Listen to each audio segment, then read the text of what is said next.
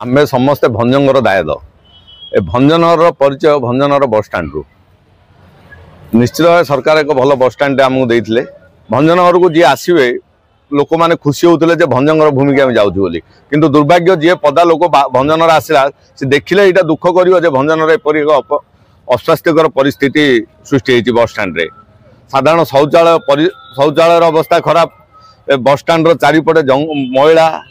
पानी जीवा आसवा एमती सब बहुत किसी अव्यवस्था होती कथा माने गोटे परिवेशटा एत दूषित जे निश्वास प्रश्वास नहीं होनी ये आउ वर्षा दिन आसला हईजा और डेंगू मातवार संभावना अच्छी अंचल जो प्रकार परिस्थिति होती प्रशासन और माने आमर